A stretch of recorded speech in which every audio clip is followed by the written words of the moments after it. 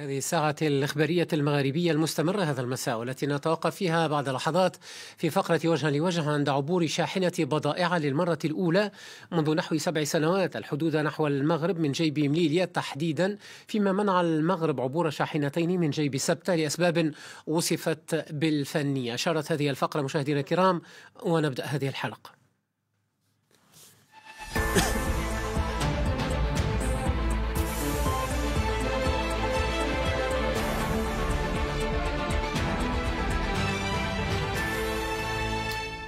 أهلا بكم ومرحبا مشاهدينا الكرام إلى فقرة وجها لوجه، فيها نتوقف عند عبور شاحنة بضائع للمرة الأولى منذ حوالي 6 سنوات ونصف السنة الحدود نحو المغرب من جيب مليليا، تحديدا في خطوة تمثل عودة مفترضة لحركة التجارة العابرة للحدود في الجيبين الخاضعين للسيادة الإسبانية سبتة ومليليا، اللذين يطالب المغرب ببسط سيادته على إقليميهما. مع ضيفي مشاهدينا الكرام من الرباط الدكتور عبد الفتاح نعوم، أستاذ العلاقات الدولية في جامعة القاضي عياض بمراكش. أهلا بك ومرحبا دكتور نعوم، وشكرا جزيلا لك على تلبية هذه الدعوة. دكتور نعوم، وسهلا أستاذ حكيم، وشكرا جزيلا لكم على الدعوة. أشكرك. يسيلك صوتي متأخرا نوعا ما، ولكن تأكدت من أن كل شيء على ما يرام. أرحب أيضا بضيفي في الجانب المقابل مشاهدينا الكرام من إشبيليا، دكتور البشير محمد الحسن، الباحث في الإعلام في جامعة إشبيليا. أهلا بك ومرحبا، وكل الشكر الجزيل لك دكتور البشير محمد الحسن. أهلا وسهلا بك أستاذ حكيم، أحييك وأحيي ضيفك الكريم والمشاهدين أيضا. مرحبا بكم، كل الترحيب. إذن بعد 3 اختبارات على الأقل قبل 2 اختبارات ناجحة، ما تعليقكم على تمكن أول شاحنة منذ 2018 تحمل معدات كهربائية من عبور هذه الحدود بين إسبانيا والمغرب عبر معبر مليليا تحديدا، في خطوة تقول ممثلة الحكومة الإسبانية في مليليا، تقول إنها تفتح مرحلة جديدة لاستئناف العلاقات التجارية بين البلدين. أطرح عليك السؤال أولا من الرباط دكتور عبد الفتاح نعوم، أستاذ العلاقات الدولية في جامعة القاضي عياض بمراكش. مرحبا بك من جديد. شكرا جزيلا. أنا في تقديري أن هذه من العلامات ومن المؤشرات التي يمكن أن تدل على بداية التنزيل الفعلي لمضامين ومقتضيات خارطة الطريق التي كانت قد وقعت بين رئيس الحكومة الإسباني بيدرو سانشيز وبين جلالة الملك في الرباط. وهذه خريطة الطريق تدور حول مقتضى أساسي، هو أنه بين إسبانيا وبين المغرب الكثير من نقاط الخلاف ومن المواضيع الموروثة عن حتى قرون سابقة، نتكلم عن الأراضي المغربية المحتلة أو الجزر، تداخل المجالات البحرية والجوية وغير ذلك. هذه الأمور كلها الآن تناقش أو تعالج بين إسبانيا وبين المغرب من منطلق تجنب تدابير أحادية الجانب، بمعنى كل ما يجري بين البلدين يجري بمنطق الندية والاحترام والتفاهمات والاتفاقات، ومحاولة إيجاد الأطر المناسبة القانونية والاقتصادية والدبلوماسية لمعالجة المشكلات وحلها بما يتناسب مع أيضا عمق وحجم مستوى الشراكة بين البلدين، وأيضا حاجتهما معا إلى هذا الجوار وإلى أن يدبرا هذا الجوار الصعب بينهما. إذن هذا تنزيل من علامات التنزيل لهذه المقتضيات التي استقرت على الآن في العلاقات بين المغرب وبين إسبانيا. طيب دكتور البشير محمد الحسن، هل لديك نفس القراءة أنت لتمكن شاحنة بضائع من عبور الحدود مع المغرب لأول مرة منذ نحو 6 سنوات ونصف السنة تحديدا في جيب مليليا؟ نعم، هنا في إسبانيا أصبح موضوع الجمارك في مدينتي سبتة ومليليا أصبح كالنكتة السياسية، حيث أنه حتى يفهم المشاهد الكريم في سياق فتح هذه الحدود في عام 2018 وتحديدا شهر أغسطس أغلق المغرب من جانب واحد دون استشارة إسبانيا الحدود أو معبر التجاري في مدينة مليليا، وهو تاريخيا كانت المدينة تعتمد على التجارة مع المغرب 500 سنة من قبل. في 2022 وبعد أن أعلن رئيس الحكومة الإسبانية بيدرو سانشيز أنه يدعم مقترح المغرب لحل النزاع في الصحراء الغربية، بعد ذلك تم الحديث عن أنه بطريقة غير رسمية أنه حصل على تنازلات من المغرب فيما يخص سبتة ومليليا وفتح المعبر التجاري الذي تم إغلاقه منذ عام 2000 2018. منذ تم الحديث حينها عن أنه سيتم فتح المعبر التجاري بعد أيام قلائل. بعد ذلك في يناير عام 2023 تم إجراء تجربة ناجحة لإعادة فتح معبر ليبيا التجاري في يناير 2023، وتم الحديث عن أنه بعد أيام سيتم الانتهاء من الترتيبات التقنية لفتح الحدود وإعادة الحركة التجارية بين إسبانيا والمغرب عن طريق معبر ليبيا. حدثني على هذه الخطوة هذا اليوم. أيضا طيب فبراير عام دكتور البشير تم إعادة نفس النقطة للصفر والحديث عن فتح الجنوب. تحدثنا ربما مطولا مرات كثيرة بهذا الشأن، ولكن ماذا عن هذه الخطوة الحديثة هذه؟ ما قراءتك لها؟ هل تتفق مع ضيفي فيما ذهب إليه في قراءته لها؟ تحديدا تحدث عن معبر مليليا، أن سنأتي في مرحلة لاحقة عن على معبر سبت. تفضل. لا، هذه خطوة تتعامل معها الرأي العام الإسباني على الأقل والصحافة الإسبانية وحتى حكومة مدينة مليليا تتعامل معها بحذر شديد، وتفاصيل هذه الخطوة غير معلومة بالنسبة للطرف الإسباني على الأقل. تم الحديث عن أن المغرب رخص فقط للبضائع المصنوعة في مدينة مليليا، بينما يسمح للمغرب بتصدير كل ما يريد من خضروات وفواكه وكل البضائع التي يريد إلى مليليا. والتجربة تمت بشاحنة واحدة فقط، لم تكن هناك أي خطوة مقابلة من الطرف المغربي. كذلك معبر المسافرين لا يوجد أيضا، تم غلقه هو الآخر ولم يفتح. هذه الخطوة لا تزال تحظى بكثير من الغموض داخل إسبانيا، والحكومة لم تشرح، لا وزير الخارجية ولا رئيس الحكومة لم يشرح. حتى أكون منصفا مع ضيفي دائما من حيث الوقت تأخذ نفس الوقت كما ضيفي في الجانب المقابل. أعود للدكتور عبد الفتاح نعوم، أستاذ العلاقات الدولية في جامعة القاضي عياض بمراكش. ضيفي يتحدث عن حذر وغموض، حتى أنه بعض المصادر حتى الإسبانية انتقدت مواصفات حتى بنقل، دائما نتحدث عن مليليا، نقل السيادة الاقتصادية للمغرب إلى غير ذلك. أود أن أسأل الآن لك أن تعقب أيضا على ما ذهب إليه ضيفي، ولكن في الجيب الآخر حتى نفهم ما يحدث تحديدا. في الجيب الآخر سبت، حيث كانت فقط حركة الأشخاص والمركبات الخاصة مسموحة حتى الآن، لم يكن هناك مكتب للجمارك لمرور البضائع. حاولت شاحنتان على الأقل عبور الحدود دكتور نعوم قبل أن تعود أدراجهما. ما السبب؟ أين الإشكال؟ ما الذي حدث؟ تفضل. أعتقد أنه في السابق حينما كان يحصل مشكل من هذا النوع كان دائما تكون هناك وجهات نظر أو ترشح عن البلدين، عن إسبانيا وعن المغرب، أو عن حتى يعني المسؤولين الإسبان ترشح عنهم مواقف تقول وتشي بأن هناك مشكل. أعتقد أن الإطار الآن المؤسساتي والدبلوماسي والقانوني الذي يمكن أن نعالج من خلاله تدبير هذا المشكل هو أن هناك يعني وعي مشترك إسباني مغربي بأنه هذا المشكل ينبغي أولا أن يعزل عن باقي الملفات الأخرى. يعني هناك مشاكل أخرى بين المغرب وبين إسبانيا، الجزر المغربية. هذا قلته لي، ولكن حتى نكون دقيقين، ما الذي حال الآن دون دخول هذه الشاحنات عبر هذا الموضوع؟ لماذا لا الذي حصل الآن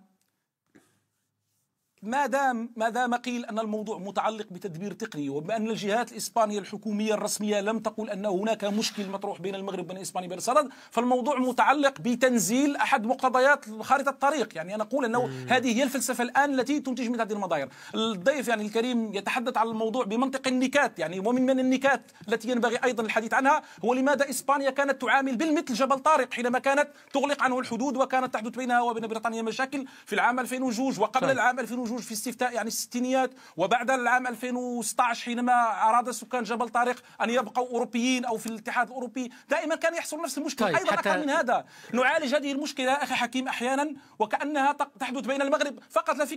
لفكرة بسيطة رجاء، نحن أحيانا نتحدث عن هذا المشكل وكأنه بين المغرب وبين إسبانيا فقط. بين إسبانيا وبين فرنسا توجد ثغر ليفيا في داخل فرنسا. بين بلجيكا وبين هولندا موجود 27 جيب حدودي بين بلجيكا وهذا لا يمنع الحديث عن بين فرنسا وبين ألمانيا موجود هذا المشكل. الدول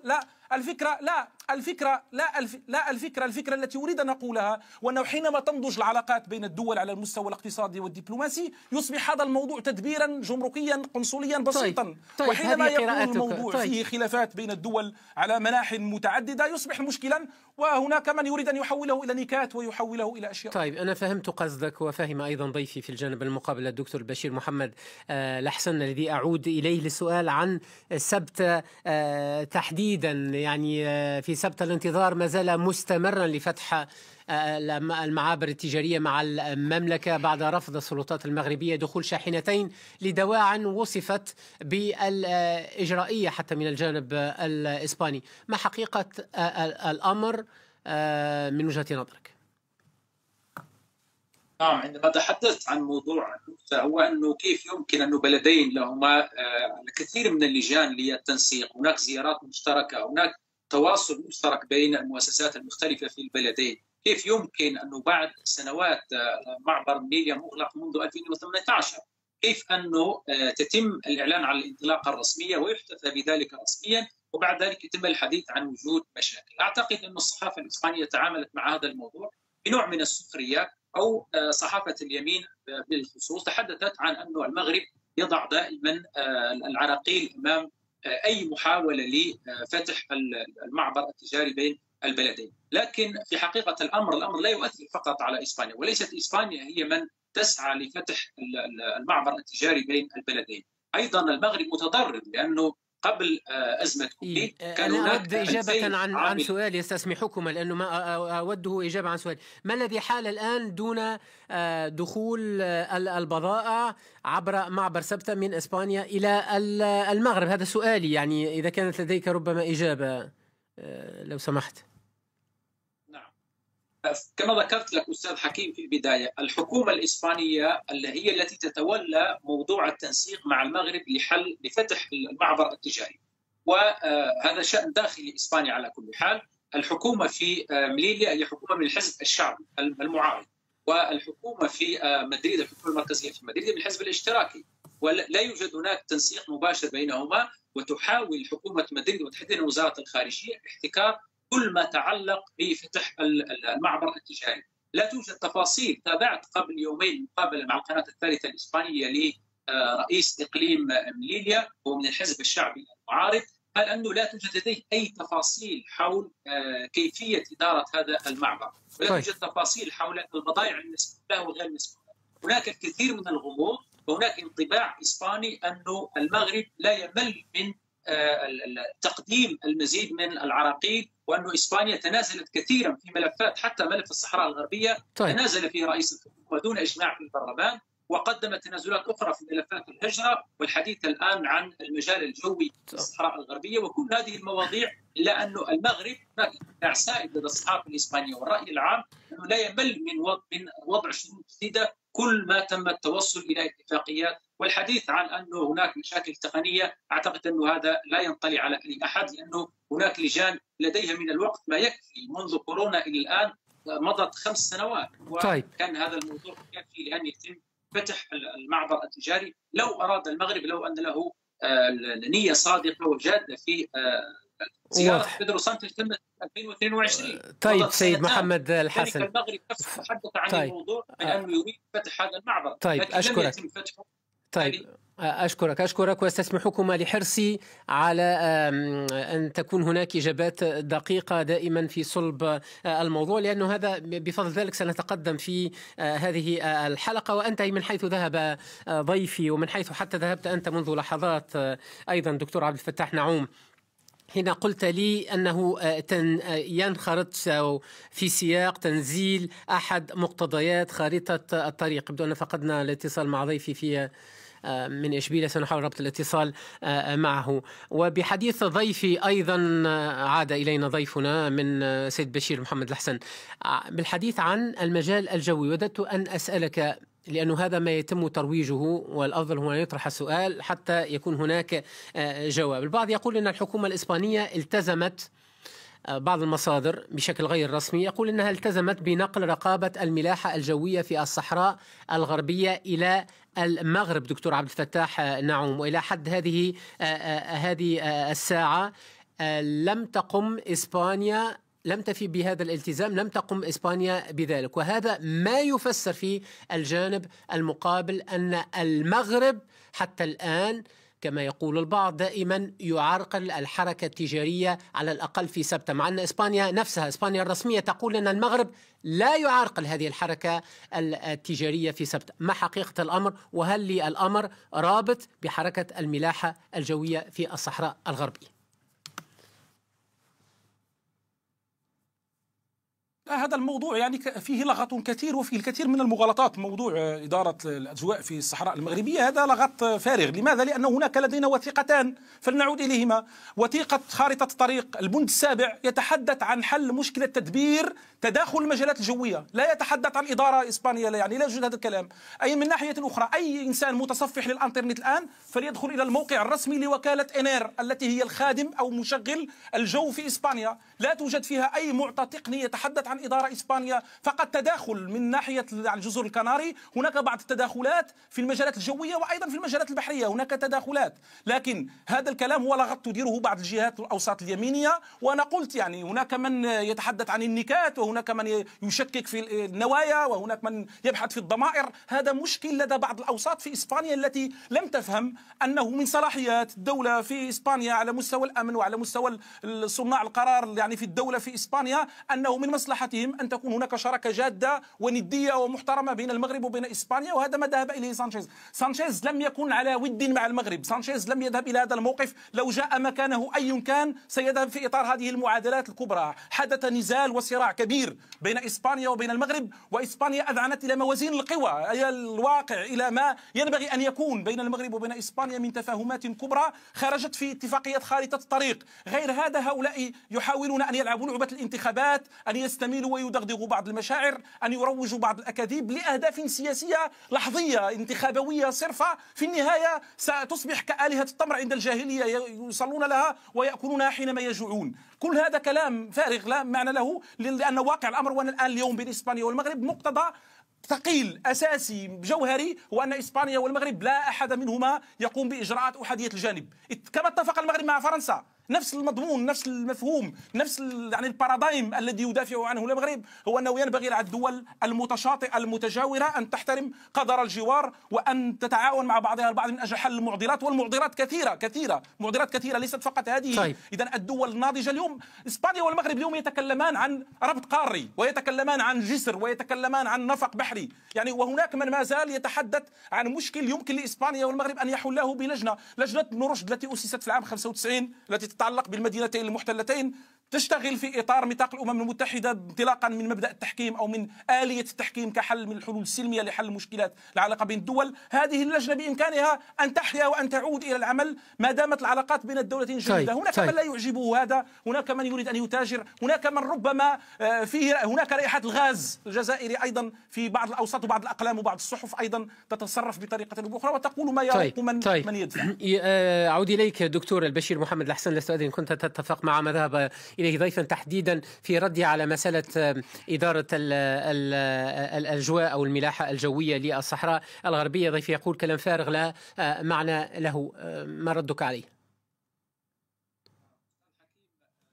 اليوم لين بويلان وهي نائبة في البرلمان الأوروبي سألت المفوضية الأوروبية عن الخطوة التي قامت بها شركة ريانير بتسيير خط جوي من مدريد إلى مدينة الداخلة جنوب الصحراء الغربية. جاء رد المفوضية الأوروبية من أنه في 3 ديسمبر عام 2024 كان هناك اجتماع للمنتدى الاستشاري بشأن سياسة الطيران للاتحاد الأوروبي، وأنه المفوضية أبلغت شركة الطيران الإيرلندية ريانير بأنه تسيير رحلات لمدن وأجواء الصحراء الغربية خارج عن الاتفاقية بين الرباط والاتحاد الأوروبي. لذلك أجواء الصحراء الغربية إلى اليوم لا تزال تتحكم فيها إسبانيا، وبالتحديد من جزر الكناري. هذا شيء معلوم للجميع والصحافة الإسبانية تتحدث عن ذلك. هذه مسلمة. وزير الخارجية رفض نفى أكثر من مرة أنه سيتم تسليم أجواء الصحراء الغربية للمغرب. منذ عام 1975 إسبانيا هي التي تدير أجواء الصحراء الغربية والتي تمنح التصاريح للطيران بالنزول في أجواء الصحراء الغربية. وعام 2020 تتذكرون بعد ما اندلعت الحرب في الصحراء الغربية كانت شركة الملاحة الحكومية الإسبانية إنير هي التي أصدرت تحذير من التحليق فوق أجواء الصحراء الغربية. ذلك هذا شيء معلوم ومسلم به، أن إسبانيا تتفاوض مع الحكومة الإسبانية الحالية، تتفاوض مع المغرب من أجل تسليمه المجال الجوي للصحراء الغربية. ما الذي منع مدريد أن تفعل ذلك بعدما تنازلت ودعمت مقترح المغرب لحل النزاع في الصحراء الغربية؟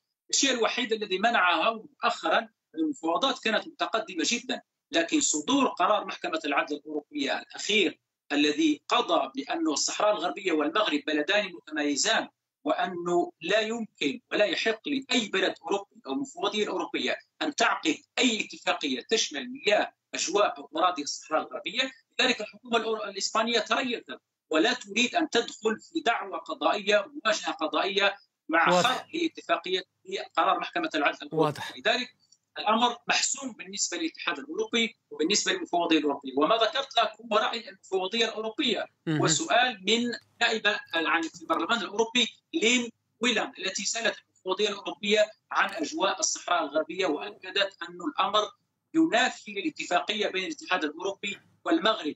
أي شركة طيران أوروبية لا يحق لها وتخالف القانون الأوروبي عندما تحلق من إسبانيا أو من أي دولة أوروبية إلى أجواء الصحراء الغربية. سيد محمد الحسن وليس الصحراء. طيب، حتى أعطي كلمة الختام لدكتور عبد الفتاح نعوم، لديك الكثير لترد بطبيعة الحال. دكتور نعوم، لحظة يا دكتور نعوم، صبرك علي شوي. سأعطيك الكلمة وترد على كل هذه النقاط، تفضل.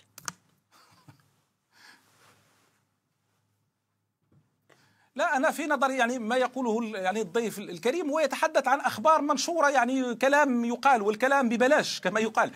موقع إنير، وأنصح أي مستمع لي في هذا الحديث أن يعود إلى موقع إنير يرصد أين توجد راداراته وما هي نطاقاتها، والأمور مرسومة يعني على الخرائط في موقع إنير. لا يتحدث عن أي شيء من هذا، يتحدث عن فقط عن جزر الكناري وبعض التداخلات في السواحل المحيط الأطلسي بالقرب من مدينة يعني سيديفني، فقط لا غير هذا الكلام غير موجود. ثم في خارطة الطريق، هل عجزت إسبانيا أن تشترط وأن تكتبها بالحرف رفع الإدارة الجوية عن الصحراء المغربية؟ لماذا قالت الحل حل تداخل المجالات الجوية بهذا الحرف؟ لأنه بالمناسبة المجال الجوي لسبتة ومليلية أيضا يديره المغرب. نتحدث يعني بهذه اللغة، ما يتعلق بالمياه، ما يتعلق بكل شيء في سبتة ومليلية يديره المغرب.